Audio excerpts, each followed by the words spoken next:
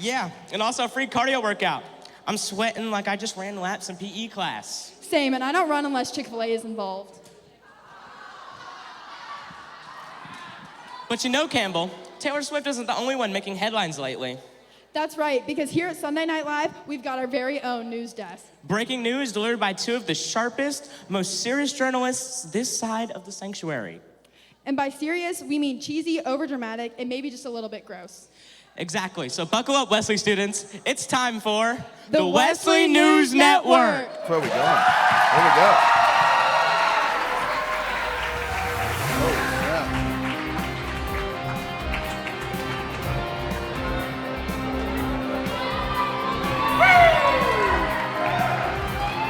How we doing? How we doing? How we doing, everybody?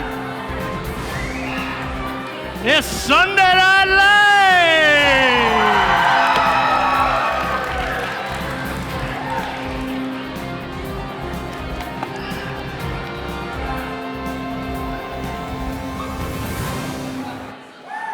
Good evening, ladies and gentlemen, and welcome to the Wesley News Network, where the stories are real, but you'll wish they weren't. I am Chip Winkleton. And I'm Buck McGraw. Chip, every week I think the news can't possibly get any stranger. And every week the world says, hold my hot dog. Very interesting, Buck. Our first story comes from across the pond tonight, where a man made headlines after not using the restroom for 37 days. That's not news, Chip. That's a hostage situation. And Indeed. Further proof that Europeans need Mexican restaurants. Totally agree, Buck. Doctors say the man may never regain full control of his bodily functions. I lost control of my bodily functions, Chip. Seriously, apologies. Not a problem. Police were originally holding the man in custody, but apparently his system was doing all the holding. 37 days, Chip. That comes out to 5 weeks. I can't make it 5 hours after Taco Bell. That man truly needs Jesus and a bean burrito. I would say the man's new nickname is Incredible Bulk. My Lord.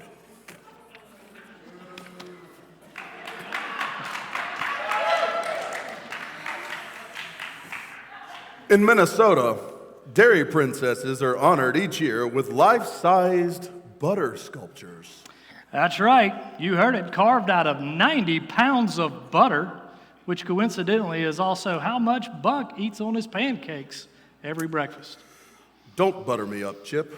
I never miss a trip to Flavortown. Now, this tradition goes back for decades. Every princess sits on a rotating glass cooler while the artist carves their likeness in butter. So basically, they're slowly turning into Paula Dean's Mount Rushmore. Very true. And while some people see it as a sculpture, others just see it as an expensive baked potato topping. And if the fair runs out of fried Oreos, I'm not saying I would lick one of those, but I'm also saying I would. I could totally see that, Buck. Well, down in San Antonio, a library book was just finally returned, 82 years overdue. The fine on that thing had to have been more than the mortgage on my house. Very true. The book was a copy of Great Events of History that was checked out in 1943. Ironic, because apparently returning books on time was not a great event. The librarian said, better late than never. I say better never than late. At least late. What was that? That's way too long. Very true. At least they didn't return it with one of those I accidentally spilled Kool-Aid all over it excuses.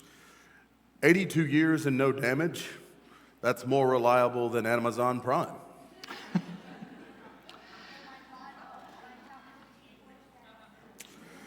Colorado officials are warning about rabbits infected with a virus that makes it look like they're growing horns. So basically, jackalopes are real now? That's exactly what the world needed. Nightmare bunnies with antlers. But experts say you shouldn't touch them. I wasn't planning on cuddling with Killer the bunny. Thank you very much, Chip. Authorities say the virus grows that resemble antlers and even tentacles. Tentacles. I said tentacles. So we're talking about a rabbit croc with an elk and an octopus. Chip, that's not wildlife.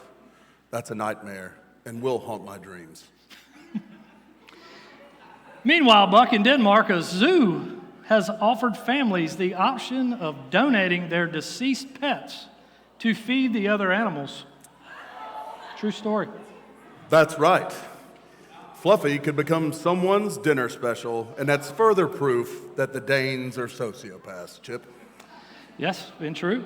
The zoo says it's a natural way to recycle and to keep the circle of life going.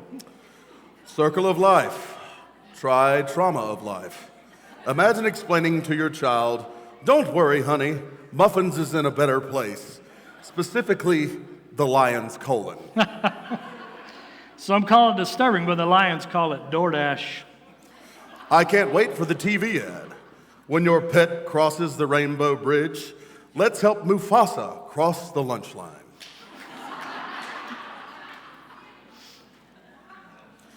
In Illinois, a postcard was finally delivered after being lost in the mail for 72 years.